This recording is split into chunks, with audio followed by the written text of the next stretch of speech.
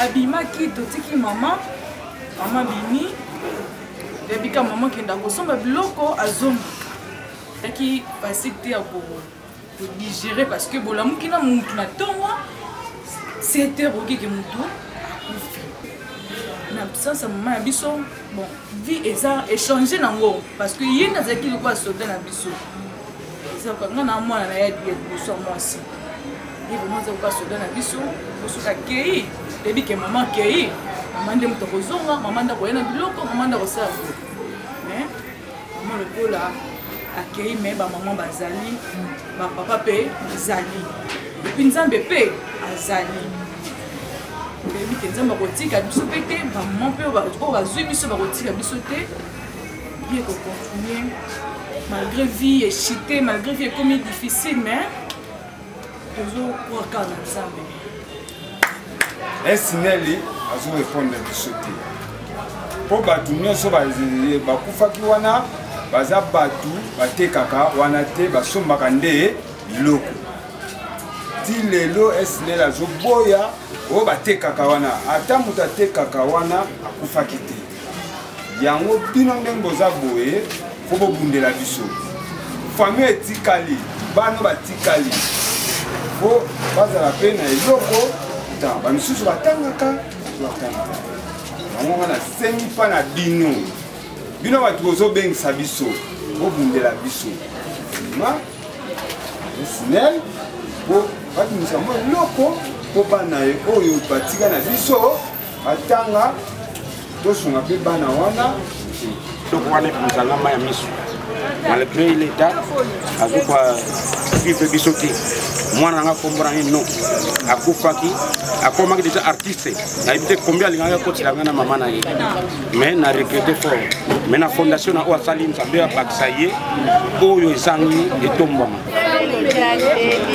azalaki na kabinda akutaki église prière ya 4 jours naye na ndako boti ya ndako oyebani koyoka bamusike ya réveil boye bon ya ofele ya pamba ozanga papa ni 6 mois nazangi su mwana oyo ya yaya oyo akufi ni 6 mois donc na 3 mois nakundi bibele mibale eglise oyo akufi enoki oyo azali mwana ngai ya mibale donc ndesi 3 donc nazalaki na émotion donc bayesinga mwana ngai akufi na liwa ya courant na batali kibala nakangamaki napigaki crise nasalaki hémorragie ntina ye kutu donki ezalaki vraiment ifale mpa nayaka na ye nde mwana nyonso kaka nzela ya nzambe ye mutu apesaka mpe mutu azwaka kasi napesika bamama nyonso ya fondation merci na ndenge bozozwa biso na basoin ya kolia makambo nyonso nzambe apambola bino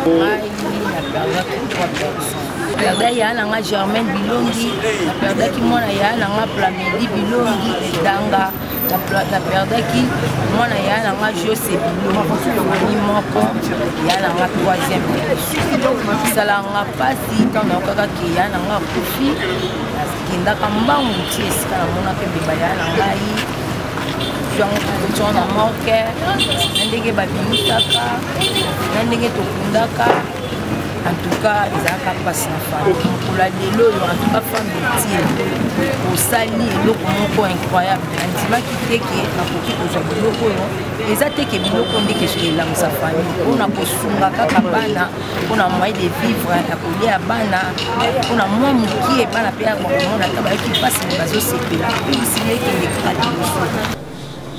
Deuxième poule ezalaki lelo poule B la continuité ya musala ya donnons-leur du sourire pour dire tozo koba musu bakanisi peut-être tokosuka nango na nzela mais tolakisi ke lelo ezalaki deuxième poule B et tozokende nango ti tokosilisa yango troisième étape ekointervenir na mois de mai musala oyo eza mpona biso nyonso fondation eza mpona biso nyonso musala oyo tozosala bino moko bomoni bapapa na bamama bauti misika baye baza kokanisa yango ndoto bamosusu ntango babetaki bango lisolo babengi biso na batelefoni bongo biso bobosani biso bamoni mpe na mokolo ya lelo ke tobosani bango te tokobi na bango mpe tokosilisa bango nyonso.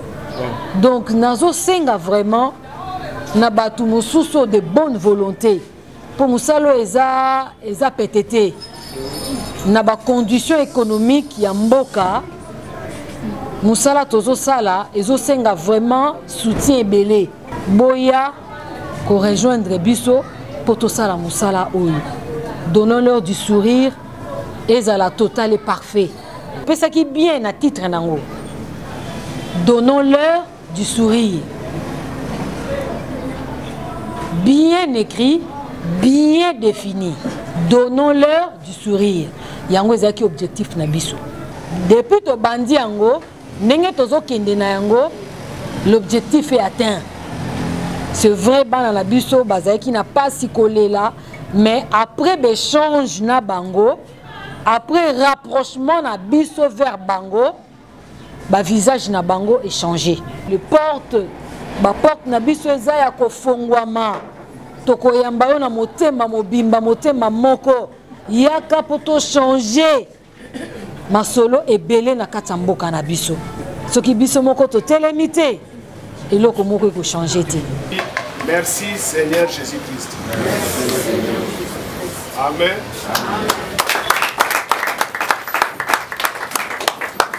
Voilà, sans plus tarder, donc on a déjà joué ici par la biso et va inviter la biso les amis Bino vous allez m'inviter de marque la biso donc on appelle jouer ici par la bino et c'est là qui arrivé à coordination celui qu'on a ma maman coordinatrice nationale Madame Kikina Poubi Louisi elle est là aussi. Tosali maboneli pour la fongola activité la biso et maintenant là sans plus tarder nous allons donner la parole à maman Kikina Poubi Louisi qui est notre coordinatrice nationale coordinatrice il y a RDC la Fondation Debout Femmes Utiles et pour continuer na programme de biso. Merci.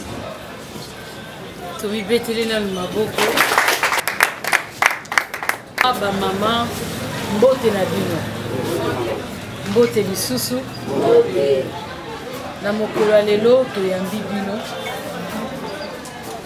na kombo ya deux filles libota deux filles oyo elakisi debout femme utile toye vers bino na kombo ya fondation debout femme utile. Biso toza libota munene po bozwaki ba invitation bozwaki mbela bomi poser question banani babengisi biso tokoki koya te to banda lisolo soki boyebi te nani oyoyo abengisi ata na leta so bayeli yo convocation kotuna nani a convoqué ngai. Donc, biso yo ngayo nazo ko représenter légalement la fondation au niveau de la RDC. La fondation Debout Femmes Utiles ezali instrument libota munene toza pratiquement partout dans le monde mais activité la biso principale et ça plus na RDC. Na RDC, pourquoi RDC? Pour biso moko soki to telemité moyen makamusu se changer ezati. Biso na biso toza bana mboka.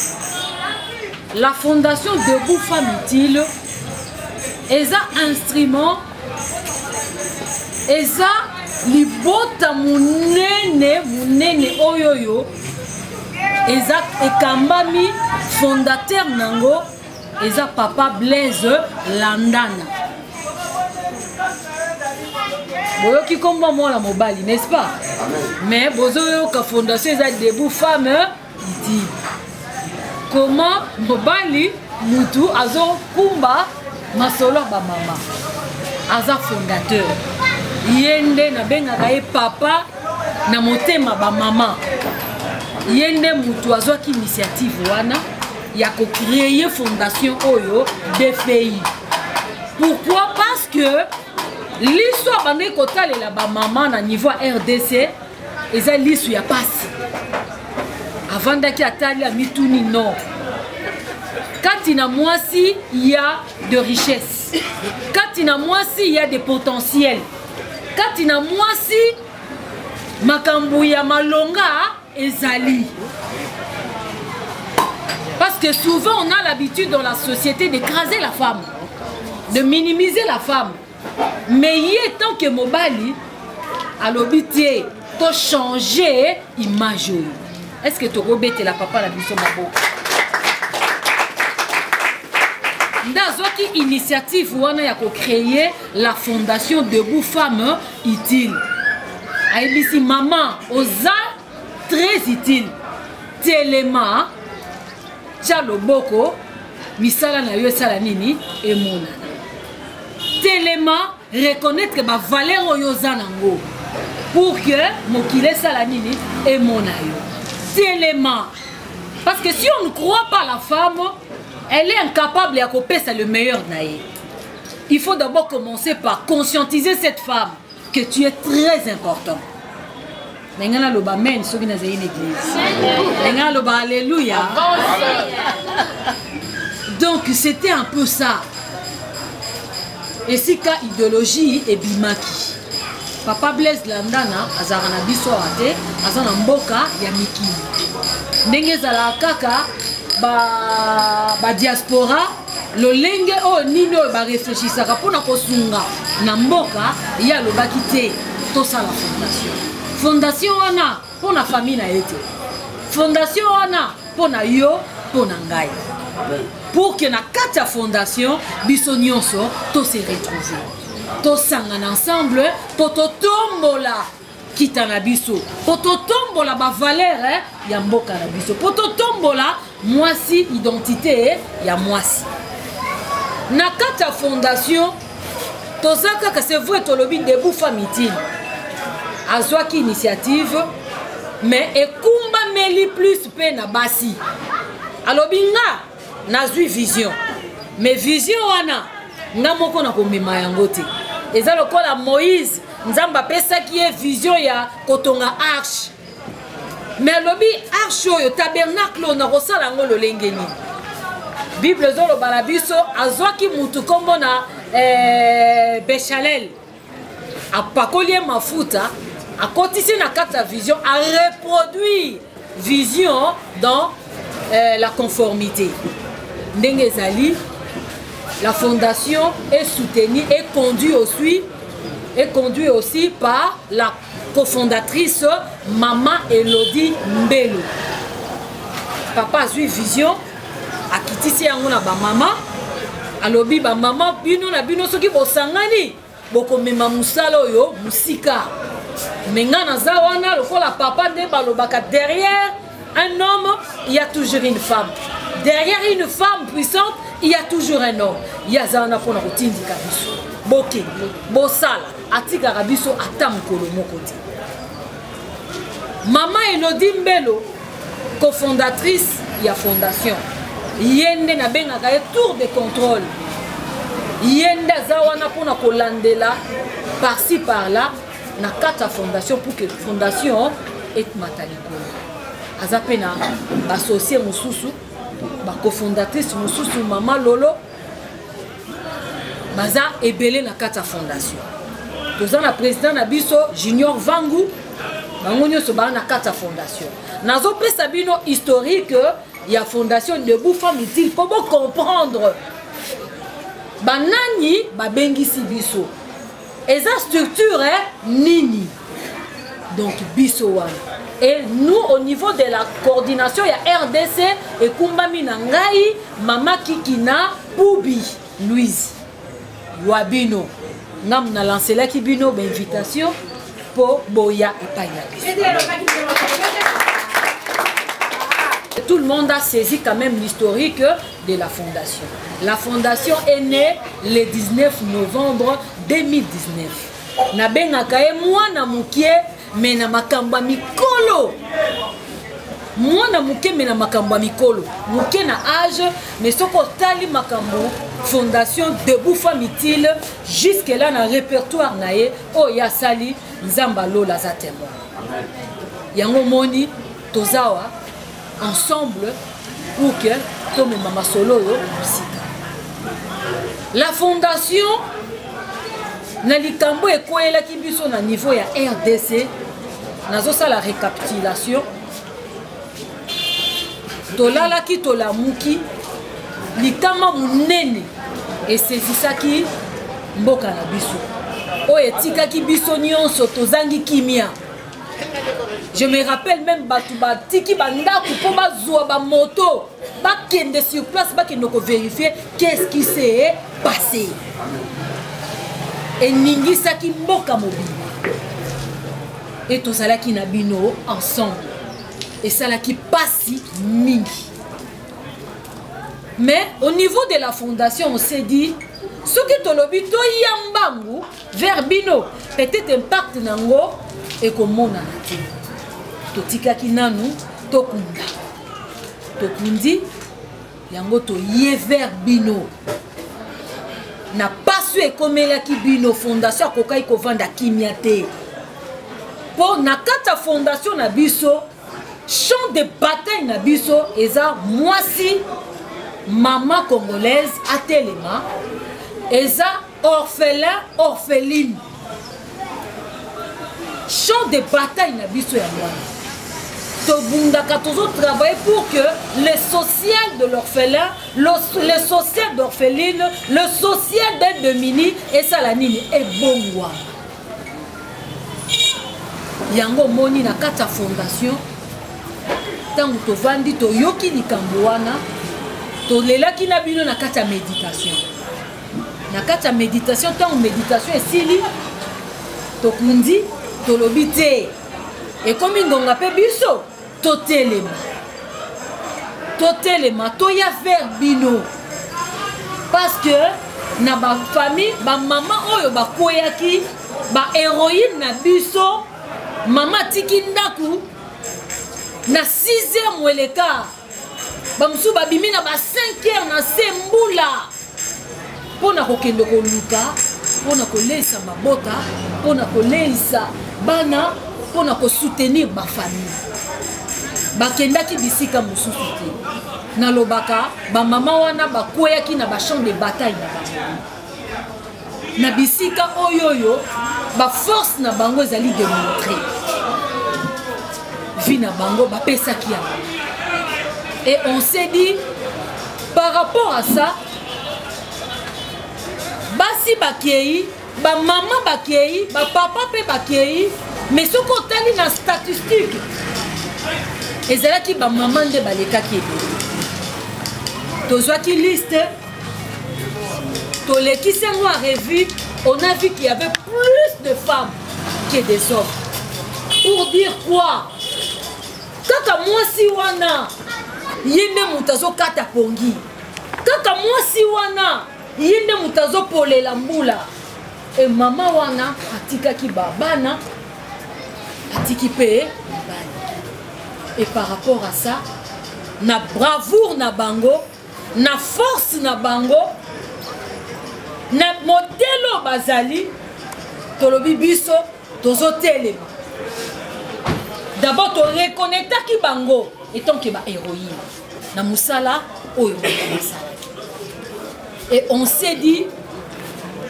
tokoki kotikala kimiate la fondation s'est mobilisée. La fondation a réfléchi. Lolenge nini oyo biso na bino tokoki kopanza matanga. Lolenge nini biso na bino tokoki kopanza matanga. Et on s'est dit tobengisa bino boya oyo yo tozanango tokabola ensemble na bino. Pona koloba na bino ke tozana bino de cœur oye komelaki bino etikaki biso indifférente oye komelaki bino biso pe tolataki yango Et c'est notre façon à nous de plairer avec vous. C'est notre façon à nous de venir compatir avec vous. C'est notre façon à nous de toya. Et si quand qui to changer, m'a donné. C'est vrai. Toko qui ko remplacer te. Oh et salemi. Mais après ces choses, la vie doit continuer. Est-ce que tu as la somme beaucoup pour la héroïne? La fondation s'est organisée pour que ton remettre bino va vivre. Ton remettre bino biloko oyoyo to tient à disposition. To leli, to panda matanga, to seka ensemble. Et bakambone lekela ki be komela ki bino to zala ki. Mais comme to bénisse bino boy, on est ensemble. Nazo répéter loko wana pour insister. Bo uti musika ba papa na ba mama. Mais tant que vous voyez, la fondation est là pour vous. La fondation a tikala ki kimi atam kolomo côté pour la situation la vie. La preuve en est que les lots on est avec vous. Programme Oyo Tobanda Kiango depuis le 27. To ça qui lancement na yango. Tolobaki parce que tous autres beaucoup de filles là, tant que ça dit lancement, bongo biso ba mama. Tolobaki toko kende nango tina suka. Libota nyonso et qu'on ça la servi au nom de la fondation Debout Femmes Utiles. Bête la nan fondation.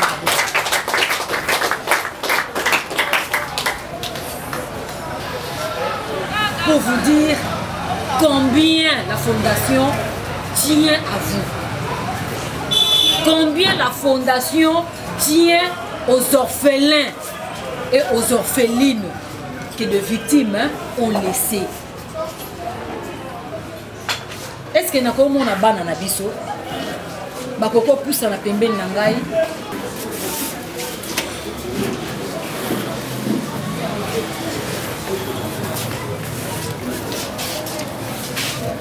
Toi encourager bala na biso, toi encourager bala.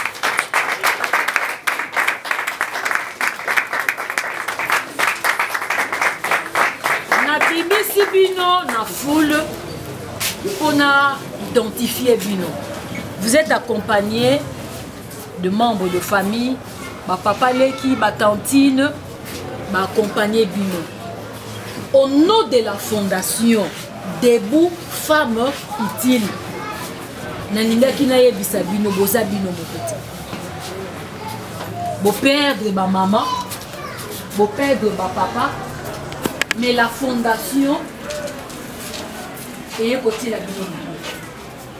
Et le baké, bo perdre ki maman, bo gagner ba maman. Bo perdre ki papa, bo gagner ba papa et bébé. Oza yo mon côté. Bozabino mon côté, on est ensemble avec vous. On a tenu à ce que Boya, parce que oye comme les qui ba parents, mutumoka souhaita ki angwazati, mutumoka prémédita ki angwazati, mais c'est arrivé. Le maître de la vie a repris la vie. Mais à travers vous, on doit voir le dévouement. On doit voir le courage qui incarnait ces femmes. Bah vaillantes.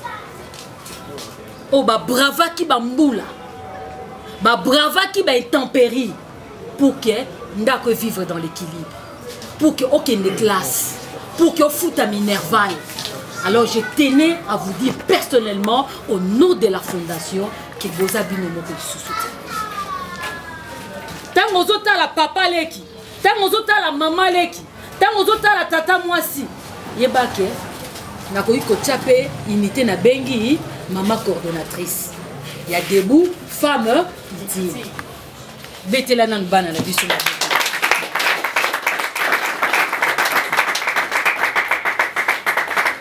On sera toujours là pour vous soutenir. Chaque fois, parce que nous allons toujours dans l'agenda na biso. Chaque fois dans l'agenda na biso to programmer ba orphelin, ba orpheline, on va vous répéter. On va se souvenir de vous. On va vous appeler. Attends moi mouké. Pour mingi bazoloba. Ah, bo pesi biso.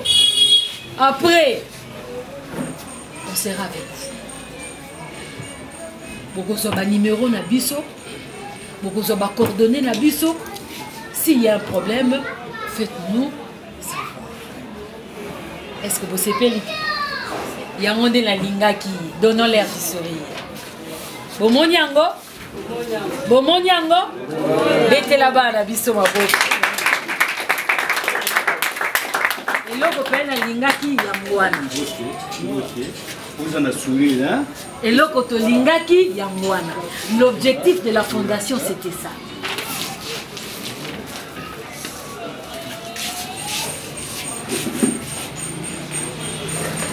Monica Makambo yo, dossier Oyo, Yabino est mobilisé des gens partout dans le monde.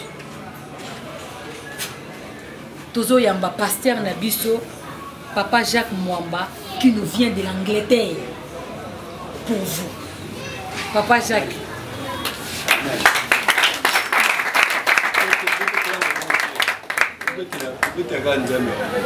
Non, pour vous dire, vous voyez combien cela nous a tenu à cœur.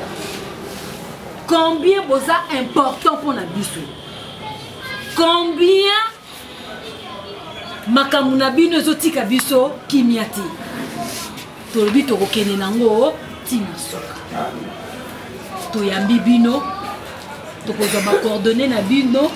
Ma liste que Tambola remplissez, hein, écrivez particulièrement orpheline, hein, pour qu'on arrive à vous identifier et vous allez nous remettre ma liste.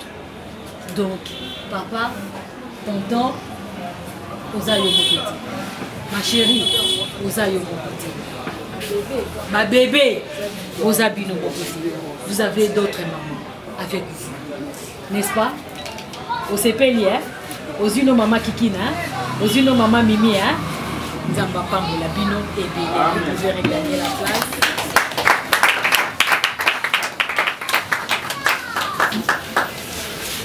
Oeza, cheval de bataille Nabiso. On ne cessera jamais de le dire. On ne cessera jamais de le dire. Je tenais aussi à remercier ba membre famille ou ba accompagner bana na biso. Oyebisa bino ke bolemba te. Eza mukumba na biso o nyonso. Tenons nos mains dans la main. Et alors quoi ndako bazako tongata. Et c'est comme na balento. Est-ce qu'il faut tout tika ndako ndengwana? Est-ce que vraiment il faut tout tika ndako bongo? Il faut to komisa ngoti na suka. Tomona ba résultat na totika bana na biso te na moi muke on va aller de l'avant po yemo comme kolo mokili ami bengama le père des orphelins, le père des orphelins, parce qu'on sait souvent que l'orphelin est souvent abandonné. Mais bozu li bota munene. Bozu ba papa na ba maman. Merci Nabino Mingi. La famille, on est ensemble. Oye komela kibino, tozana bino elongo. Nzambe d'une manière ou d'une autre, aebinenga pamusaka pinzoli. Il est le seul capable de sécher les larmes à sa source. Et je crois fermement pour le fait que tozo ko accompagner bana na biso na biloko na losambo pe tokotika binote parce que debout femme utile et ça instrument ya nzambe na maboko ya biso. Imagine-toi, le pasteur est là, il vient de loin, mais quand il a appris likambo nyosale, il est passé à s'associer à travers la fondation. Ba maman na ba papa nyonso baza regroupé rien que pour vous. Vous comprenez combien vous êtes important? Alors Mouta Lobanayo le contraire té. Mouta écrasé binoté. Vous avez de l'avenir. Il y a une destinée de gloire au devant de vous. Marchez la tête haute.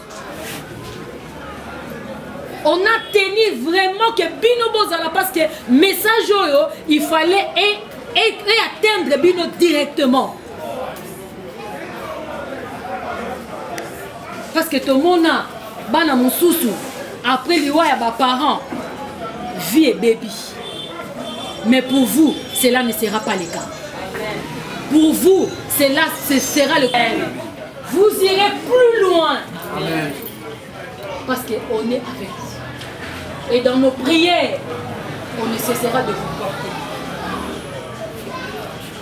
Que Dieu vous bénisse. Amen.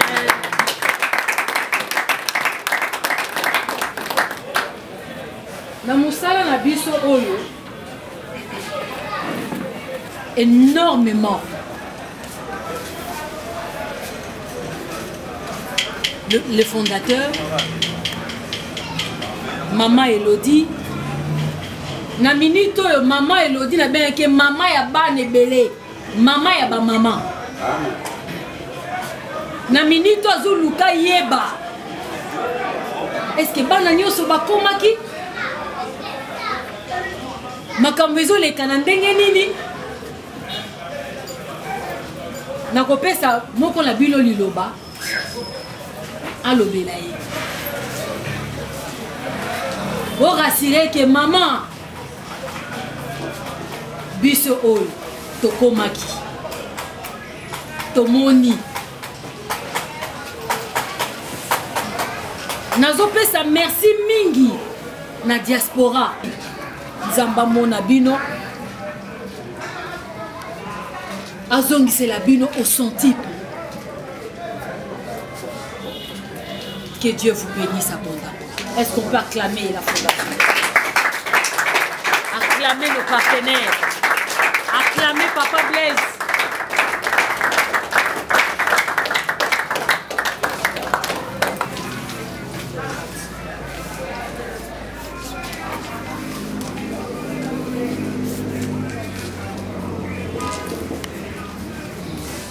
Voilà, merci à notre coordinatrice nationale. Je rappelle qu'elle s'appelle Madame Kikina Poubi-Louise. Elle est là, mais qui peut expliquer Bissot, pour l'année Bissot Nyonso, Madame, a expliqué Bissot dans une fondation où il est allé, et a expliqué Bissot, si l'année une fondation y est vers la Bissot, on dit que pour la maman, notre papa, par rapport à la catastrophe, et ça avec la Kibala. Et là, je pense que pour l'année maman Malamu, il y a quelque part où la lobby et Sengeli na moko na biso va inviter na biso à me kozwa liloba kozwa tout ça nango a besoin de puissance nini na biso to limite partager ensemble mon likambo soki eleki lobi na ngata maman l'autre fois lobaki malgré peut-être côté que kozala nanu mais du fait pe ya koloba kozomona pe mutu je mets quand même un peu pour ça peut m'accompagner pour prendre un peu de choses. Alors, je ne sais pas, ceux qui sont mobile, sont de moi-ci, mais peut-être après qu'on s'est senti comment ça s'est passé et actuellement la vie depuis ma père doit être wana vie commune n'engeli. Parce que tant que tout ça là qui lancement na yango, ce qu'il faut vous rappeler, ce qui vous tali, na mon équipe papa sait qui abandé soit mon longiabi ah papa ah yope donc papa c'est qui a eu presque blongia batunion surtout oyo ba comme la page qui dit kama mais seulement pour comment le logo ndambu parce que tu yamba qui peut ndambu le 27 lors du lancement il y a un peu bino aussi là qui vient comme deuxième poule na biso des bino go ndambu pourquoi na lobi bongo parce que ndeko tozalaki na bango ba partageaki na biso. Je me rappelle bien d'une fille, notre petite sœur Chancelvie. Elle avait vraiment parlé, une petite fille qui parle sans crainte. Elle avait vraiment parlé comment est-ce que Joaki Sango, comment est-ce que Géraki est dans une minute où ils traverser la situation parce que la perdre être mon cher et surtout à supporter na kelasi na makambo télé là-bas. Alors, tout éviter. Ce que vous allez na libota ya maman Pélagie, Lipa, éviter maman Benzei. Oui, vous avez un logo loba. Vous m'avez expliqué biso, vous avez sango ya maman ndenge nini. Vous m'avez kibino ndenge nini et actuellement la situation isolée ka ndenge nini. Si on peut l'encourager,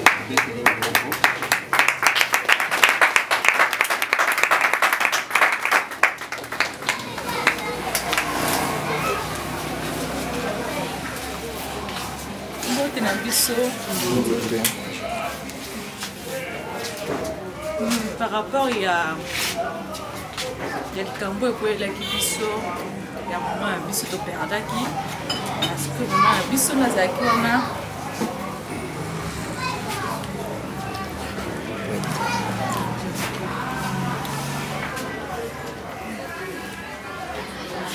azalaki vraiment nyonso na biso.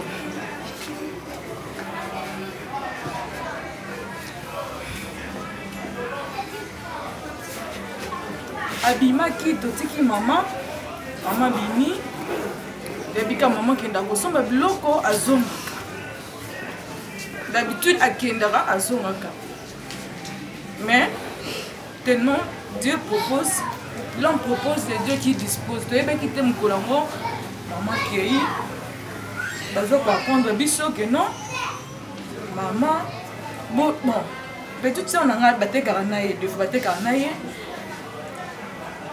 babima bango bale ba 5 heures mona ya tikali akupandi noko fumula bilo mkemke maman akei na somi biloko a remplacer ya po ya zone ya ina biso te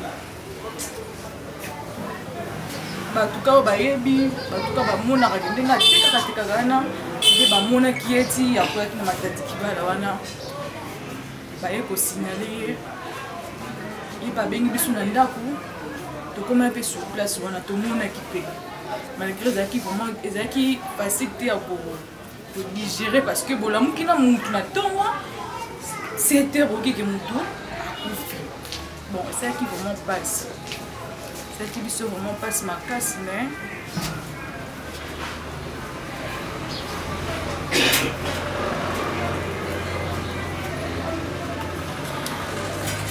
tozalaka défendant papa na biso adéfendaka na mama ya biso papa biso aza na voyage biso aza plus ka na mama tomesana na ye mama biso kina koluka baleki nanga batemaka me nzambe kaka nde oyo akosolaka mitema ye monde ayeli epesi merci parce que otiki biso te bato ya fondation eza facile te ekoconsoler nango biso à 100% te mais quand même topesi merci na papa merci na bamama oyo baresonne biso na temps passe baresonne biso na temps passe na absence ya mama ya biso bon vie eza échanger nango parce que ye nazalaki lokola soda na biso ezaka nga na mwana na ye liboso ya mwasi ye vraiment aza lokola soda na biso osoki akei eyebi ke mama akei mama nde moto akozonga mama nde akoya na biloko mama nde akosala mais mama lokola akei me bamama bazali bapapa mpe bazali epuis nzambe mpe azali oyebi ke nzambe akotika biso mpe te bamama mpe oyo bazwi biso bakotika biso te vie ekocontinue malgré vie echite malgré vie ekomi difficile mais tozokwaka na nzambe.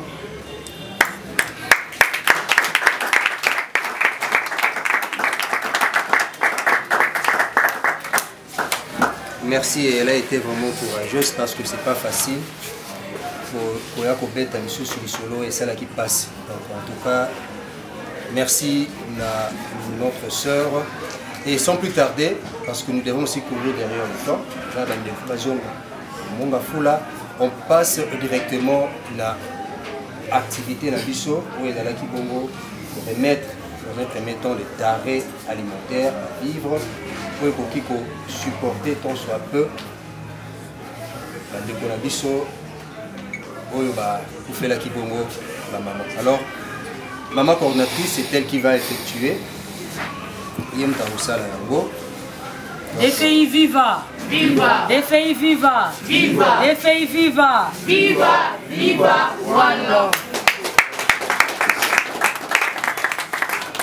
Slogan à but c'est one love qui veut dire l'amour. Ce qui bolingo ezate o ndenge to sangani boye eza n'impact. Ce qui nous unit aujourd'hui c'est l'amour. L'amour qui a produit résultat et alléluia. Pour dire que bolingo fait kola. Bolingo fait koba. Et ce qu'ils ont kaluka et renouveler en gros. Parce que sans l'amour, la société meurt. Et c'est l'amour qui met l'équilibre. Vraiment, sans plus tarder, Nazo Benga, responsable Chibangu Trésor,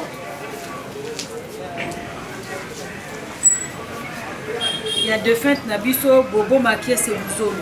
Pendant que papa Chibangu a sauté le main, Bobo était lié ma boque pour l'encourager. Et ça donne du sourire, hein? Pour encourager papa au nom de la fondation.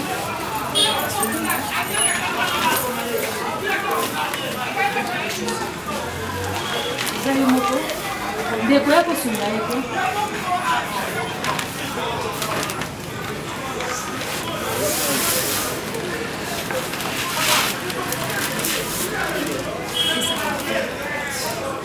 Bibiche.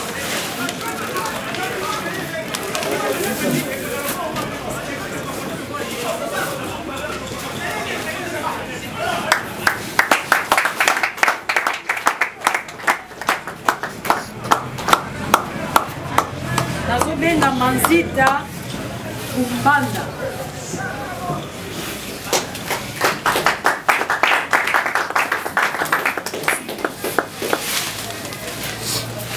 De Papa Sundayo, toi papa, au nom de la fondation.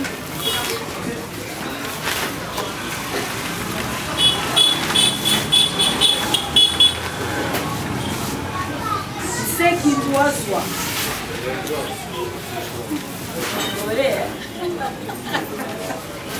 Papa au nom de la fondation, des pays.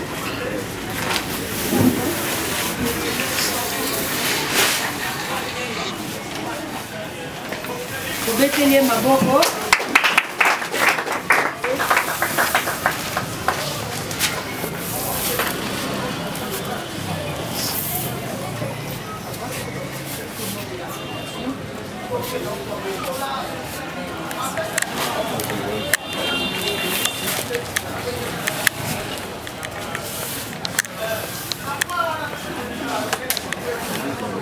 Masala Mwanda. Papa la biso zo telema, tu vas encourager.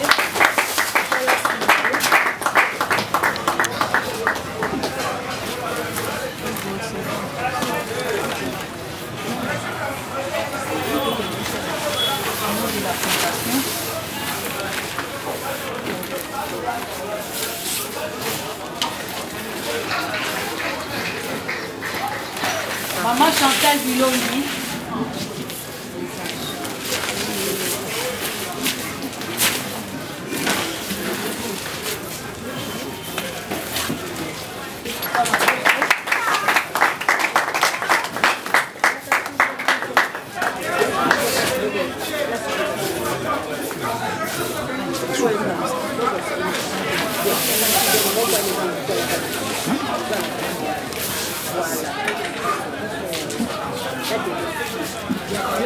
représentant de Papa Enko. Représentant à Papa Enko.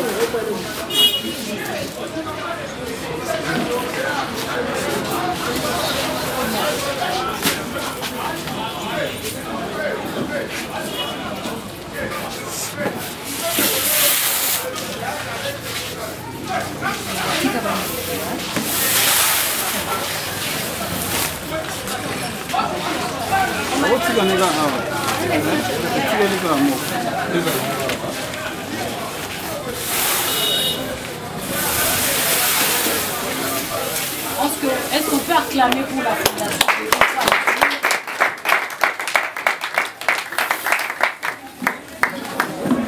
Je vais accorder quelques minutes à notre pasteur, pasteur Jacques Mamba. Il fait donner une parole d'encouragement. Sans cette parole, il y en a autre pour tenir. Dieu a la solution à tout.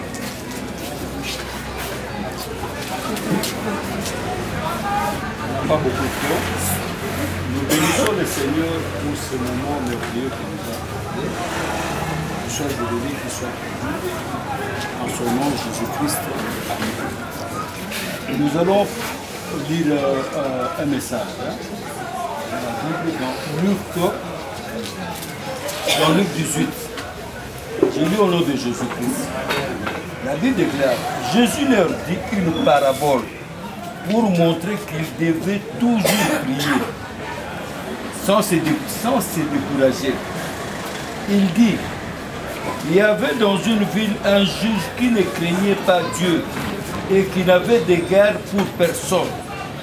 Il y avait aussi dans cette ville une veuve qui venait lui dire, rends-moi justice contre ma partie adverse.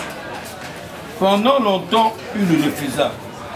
Mais ensuite, il s'est dit, même si je ne crains pas Dieu et n'ai d'égard pour personne, puisque cette veuve me fatigue, je vais lui rendre justice afin qu'elle ne vienne pas sans cesse me déranger. Le Seigneur ajouta, écoutez ce que dit le juge injuste. Et Dieu ne fera-t-il pas justice à ceux qu'il a choisis et qui crient à lui jour et nuit? Le fera-t-il attendre? Je vous le dis, il leur fera rapidement justice. Mais quand le Fils de l'homme viendra, verra-t-il la foi sur la terre? Nous allons verset 27. La Bible déclare, Jésus répondit, ce qui est impossible aux hommes est possible à Dieu. Amen. Ce que je veux dire, c'est ceci. Ne vous découragez pas. Je sais que c'est dur, c'est difficile. Amen. Mais Dieu, il peut faire des choses qui dépassent tout entendement. Amen. À cause de la makamuro, oyo, yo fumoni munokozoka. Amen. J'ai vu quelqu'un dans la télévision dans le fait que je suis là comme une fois. Mutu aya akende photo par maille. Bomona nde bato akufa na ba océan kuna na ni bomona yango akenda maille akomi Italie. Akomi Italie un jour situation difficile un jour à lui rendre visite na frère maille na on va pour le faire situation difficile. Avant na ndako frère nazo kwa dikomosa na te. Avant na ndako frère ne azomona dikomosa te ko zala ko vandi zo mona dikomosa te. Mais les avandi amoni batu na libanda bazota le likolo ta. Ya bila kali amoni batu bazota la mwana azoli upoa na 4e étage. Mais papa moko azaki na ba voisin asibi mwana mais na condition difficile. Mwana pona zo mwana longole côté na appartement ya ba onkuna na Canada ameme na côté negi difficile. Mwana zo risque koya. Bien dima amata asala to akoba kula sebo mwana. Même mon mollet qui vient de quelque chose en bas. Aïe on va yo. nous sommes pour la politique. Après ça, il doit officier du candidat. Qui les troupes faire combien de salés, ainsi de suite, on va dans le monde. Président n'a pas beaucoup à combien de cahiers. Alors qu'il y a beaucoup à ranger un beau cachet, on a battu qui m'a été pas qu'il est. Et nous le banni. Nous le banni. Pour y aller, mon mot toujours participer. Nous devons lui prêter au bien ma force. On a un message là pour les Amen. Est-ce que Bino Boye va qu'il y a un jour où il a ouvert les jours vous voyez bien mot. Oh, mon les a bouclés. Bouclés, là, c'est vraiment bouclé. Mais il aime aussi que le nom on est sous la lumière.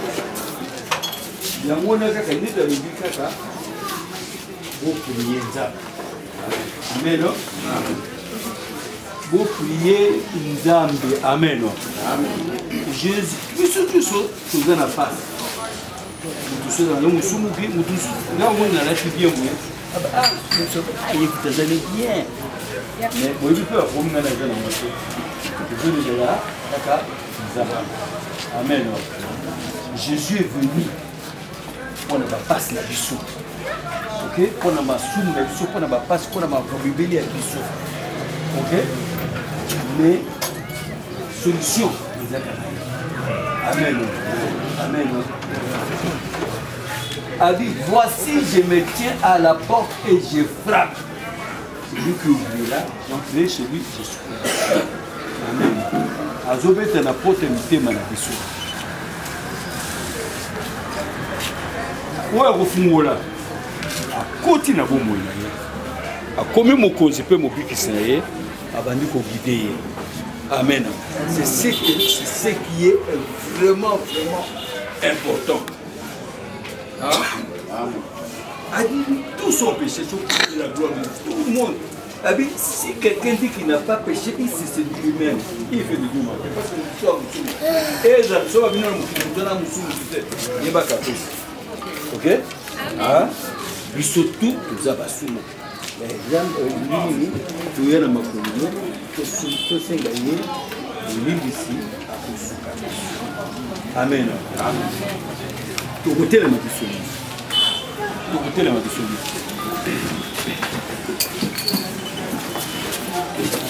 Le seul intermédiaire entre Bissot et Jésus-Christ. Toko Sambe. Sambe là na motema moko. Sambe là vraiment na motema moko. Kolo Yesu. Kolo Yesu. Ozali bolingo. Na bolingo na yo. Ngaki lelo. Nazara awa. Kolo Yesu. Eza ko na babilo ko te. Mais ozo na plan munene ko na ngai. Kolo Yesu. En tant que nous sommes, parce qu'il le va mettre la vérité. Nous sommes soumis. Et nous sommes prêts à s'inquiéter. Kolo Yesu. C'est que vous voulez. Bimbisanga. Oh la sala na bolimu. Oh la sala na elimu. Oh la sala na nzoto. C'est béni ça aussi. Merci. Que ça n'a pas de elle est makila. Elle est makila na ebetola. Ebetola. Bolimu na ngai. Bolimu na ngai. Elimu na ngai. Elimu na ngai. Nzoto na ngai. Nzoto na ngai. Merci. Ça c'est ça. Kolo Yesu. Moi mon tema. Moi mon tema. Peteli yo Yesu. Kote na bomo. Kote na bomo. Okoma mokonzi na ngai. Okoma mokonzi na ngai. Ono tangu sangai. Tangu sangai. Ndenge yo ninga na tambo. Ndenge yo ninga na tambo. Ninga na tambo na te. Ndenge Satana. Uloki ndenge na tatoli. Uloki ndenge na tatoli. Na kotisi Yesu. Na kotisi Yesu. Bomu ina ngai. Na boyi. Oya yo. Oya yo. Soko tinda milimo mabe. soki otinda ebomba bandeko ndenge esalameki wana ekozwa na plan econtinue na kombo na yesu kristo naboyi yango na kati balie nyonso ya continuité na kati yango na buki yango na détruire yango na kombo na yesu kristo nabeleli moto ya nzambe ezikisa na arme nyonso spirituelle oyo nyonso baprepara na molili nabeleli moto ya nzambe ezikisa yango kombo na yesu kristo mpona to marché de victoire en victoire, gloire en gloire, succès en succès, au nom de Jésus-Christ. Amen.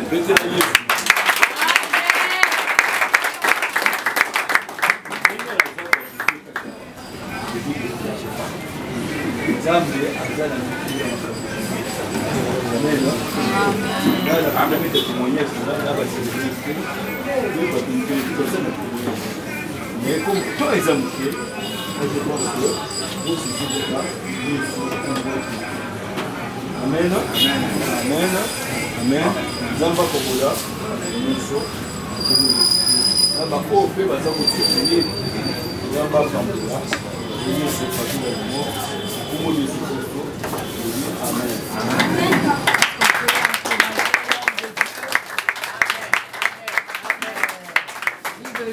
L'homme ne vivra pas que de pain, mais de toute la parole qui sort de la bouche de Dieu.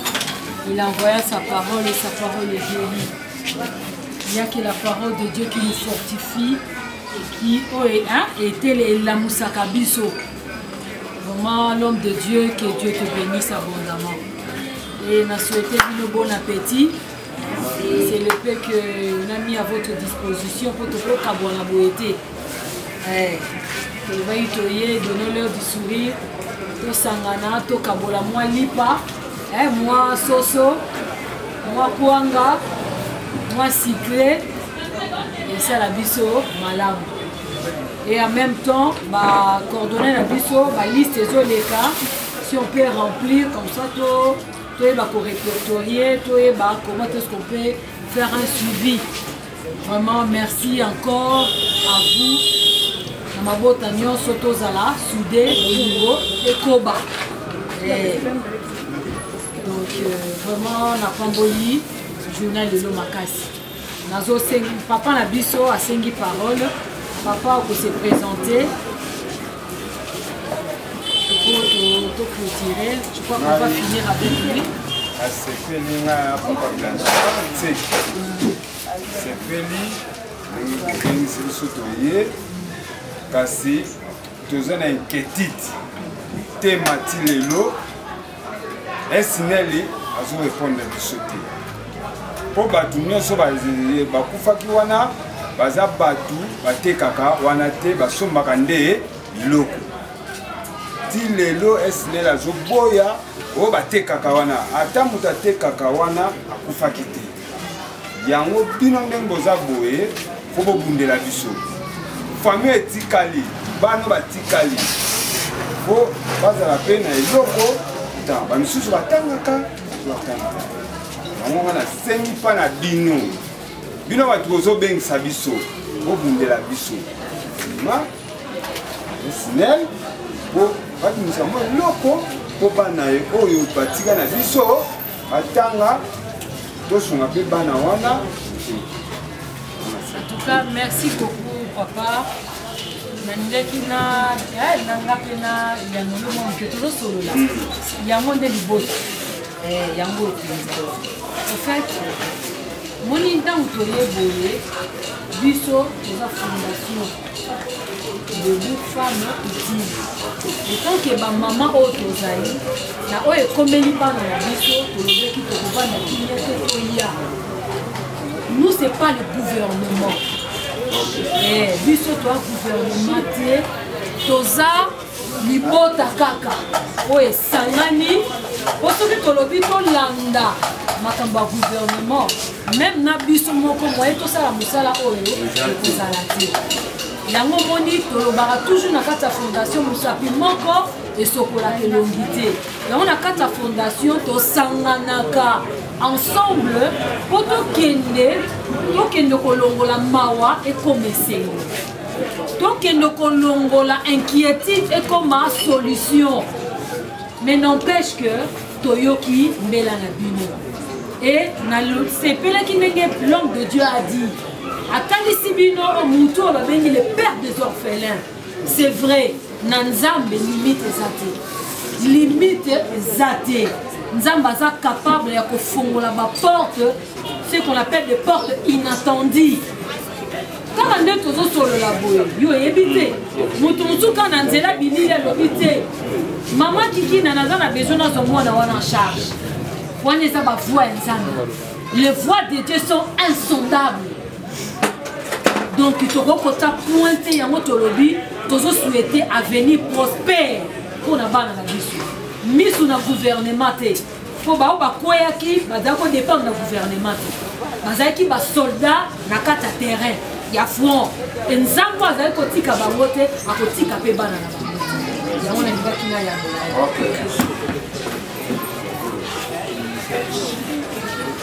parce que mwana na nga akufi atikeli nga ata koko te mwana na nga kombo na ye no atikeli nga koko te eloko wana ekozanga ma ya miso malgré l'état azoka vivre biso te mwana na nga kombo na ye no akufaki akomaki déjà artiste nayebi te combien alingaki akotela nga na mama na ye mais na regrette fort mais na fondation na oyo asali nzambe abakisa ye oyo ezangi etombama en tout cas nzambe azwa lokola merci mama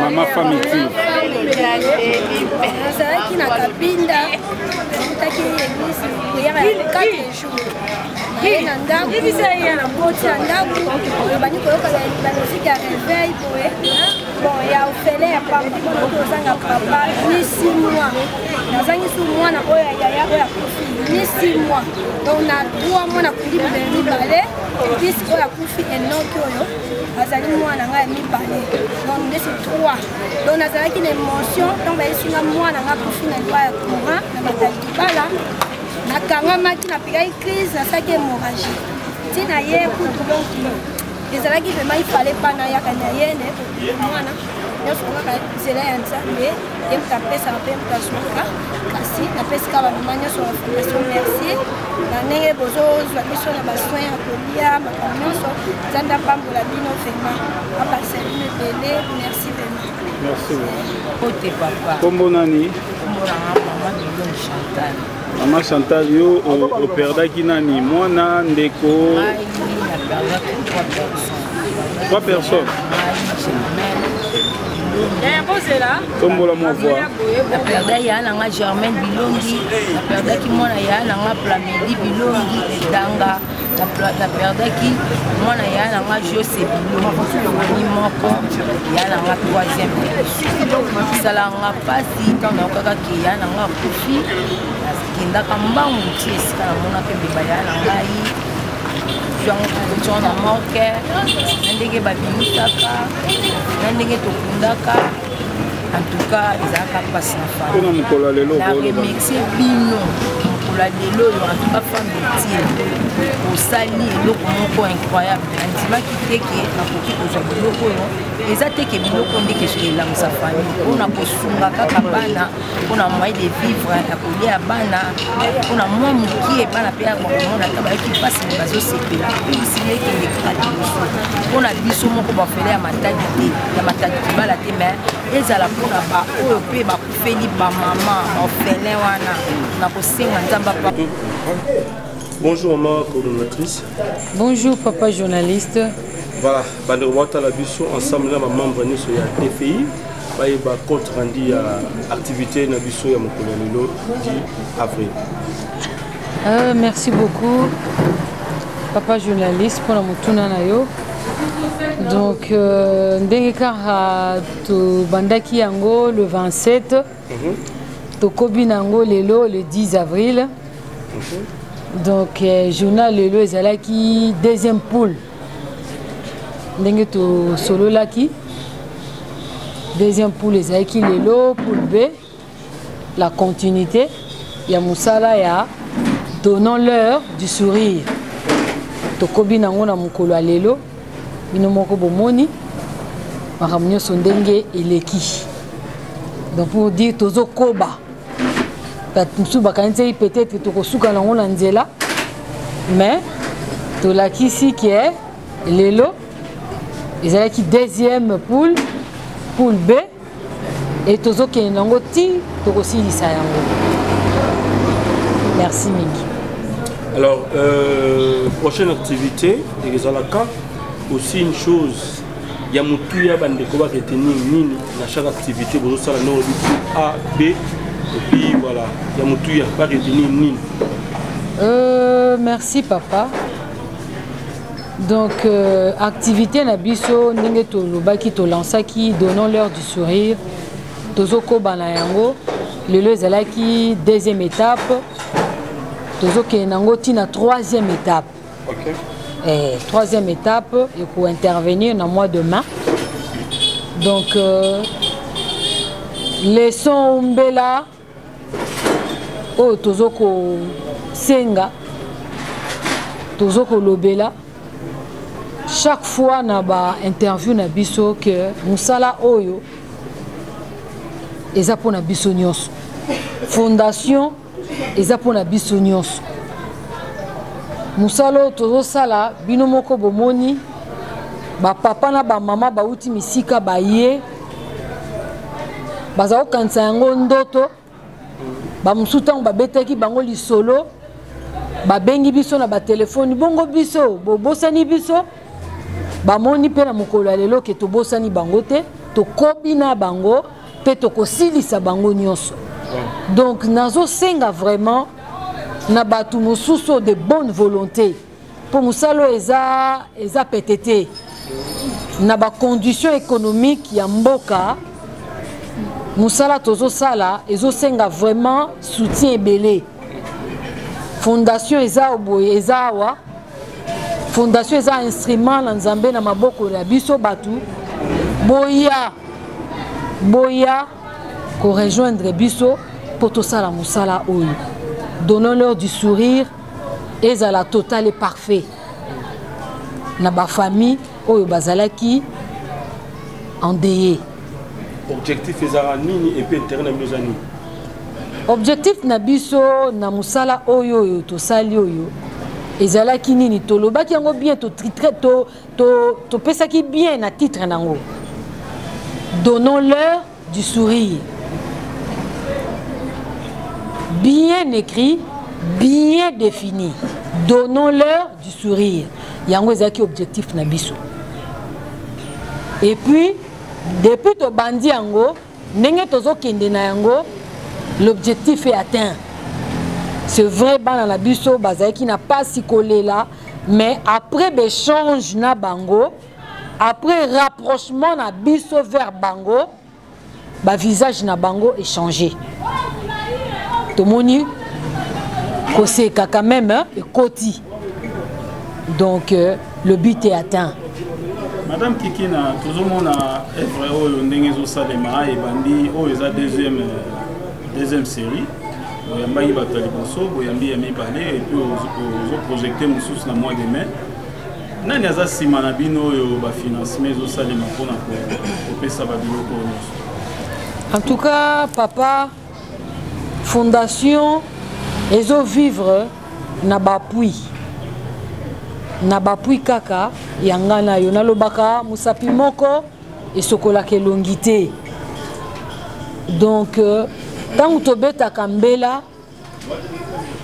ezakaka biso na niveau RDC, na niveau international, ba papa ba maman oyo baza bien disposé na muke o nzamba tie na maboko bazo telema pona koya kotia loboko na kata musala oyo. Donc kaka biso na biso ba congolais o baza na bolingo ya mboka da bolingo ya batu nde bazo tia loboko pour que musala oyo ekende et monana. Vraiment yango nakoki kosilisa interview te mpona koyebisa bango longonia makasi na papa na biso Blaise Landana na mosala azosala na bapartenaire mosusu oyo eza to contacter ye po c'était pas facile mais parce que batelemaki yango mosala oyo esalemi soki batelemaki te tokokaki kosala yango te.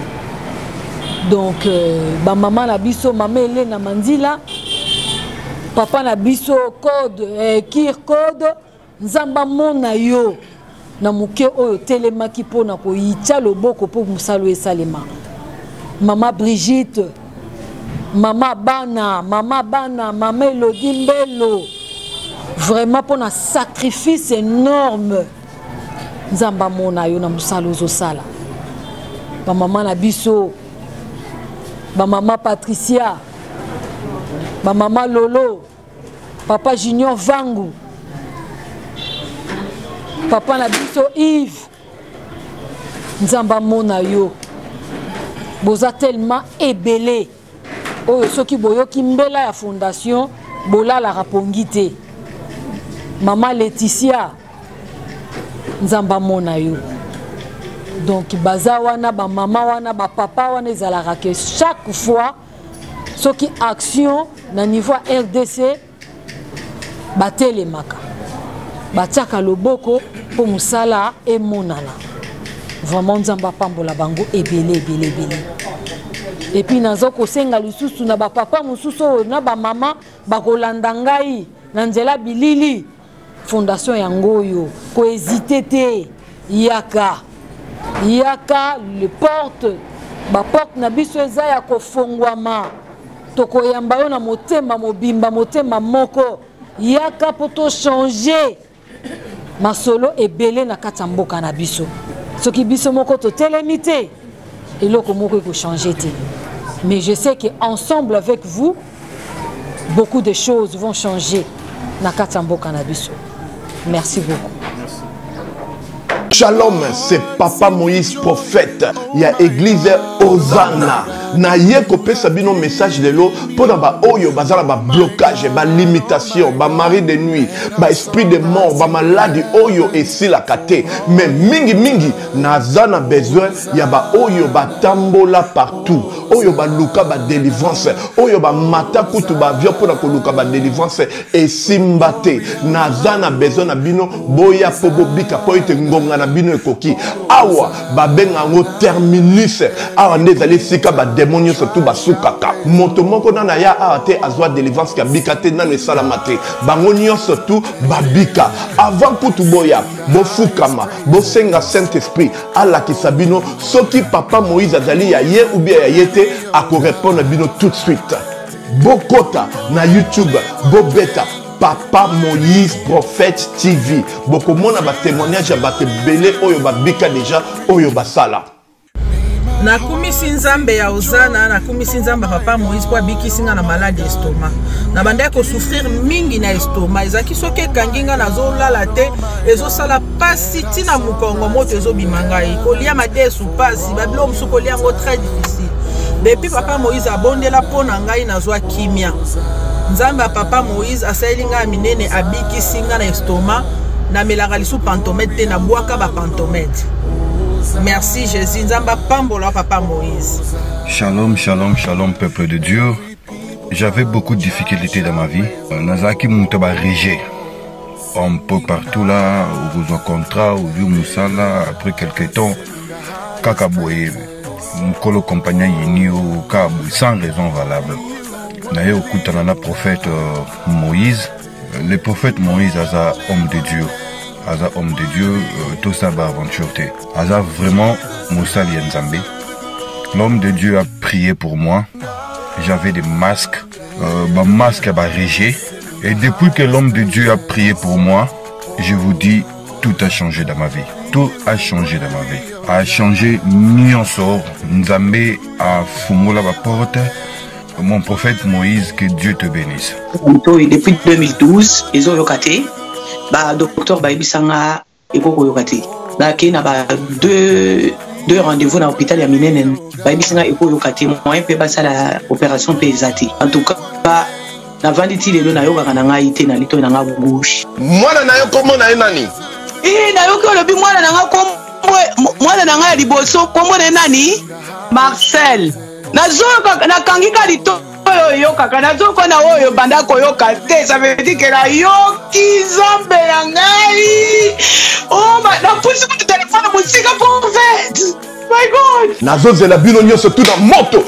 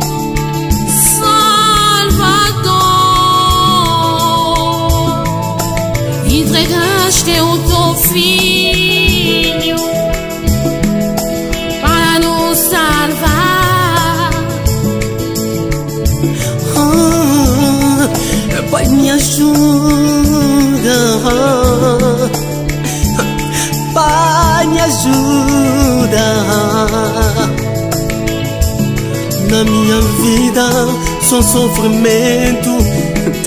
Vem me socorrer. Fortalece o meu Deus, fortalece o meu Senhor na minha vida. Tô perdida. Tuas maravilhas. Pour une augmentation de la poitrine et des fessiers, utilisez la pommade Tozawatai. Grâce à sa nouvelle formule, mesdames, la crème Tozawatai augmentera vos seins et vos fesses, mais également vos hanches et vos mollets. 100% naturel.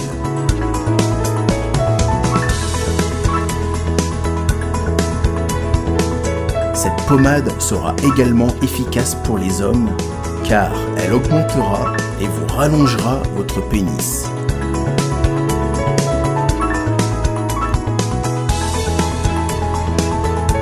Alors contactez sans plus attendre Nicole Malonga au 06 05 50 23 18.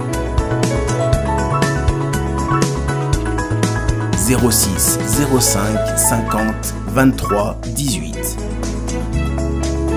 et via le site internet sur www.tozawatai.com.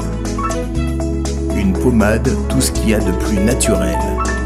Comment papa Lopango, maman Lopango na Toronto City, bango ba télévision ba terrain qui toko na Maluku 20 sur 20 na $4,000 à pas mokomi papa Lopango, komi maman Lopango. Ah, tu as la concession Toronto City. Tu as la commune à Maluku, na ville province de Kinshasa, la République démocratique du Congo. Et c'est une concession Toronto City. Et après avoir ça, on avait étudié surtout. Il y a immobilier, foncier et tout. Là, il y a géo, localisation, tout pour que tu peux pouvoir la situation. Concession de Bandiawa et si vous avez ma borne Oyo à deux entrées, là, raccourci à Makolo, na entrée Oyo, il y a Mutuka. Donc, raccourci à Makolo, c'est-à-dire à 15 minutes, vous êtes déjà dans Makada. Oya Moulaï, c'est juste pour dévier, pour que les ailes soient fiables, de c'est ça. La situation, surtout, nous avons les avenues, les grandes avenues de 8 mètres et des directions plutôt de 8 mètres et les avenues de 7 mètres. Alors que la parcelle dans Bissou Ezali, il y a 20 mètres sur 20 ou bien 400 mètres carrés. Voilà. Du fait que nous sommes juste à l'entrée, Nde tozokende national caméraman pour que tu visites nous surtout. La réalité, vous voyez, les bornes sont là, les bornes cadastrales, et puis tu peux visiter nous surtout, parce que c'est chose à Moulay. C'est chose à Mounen est tellement facile.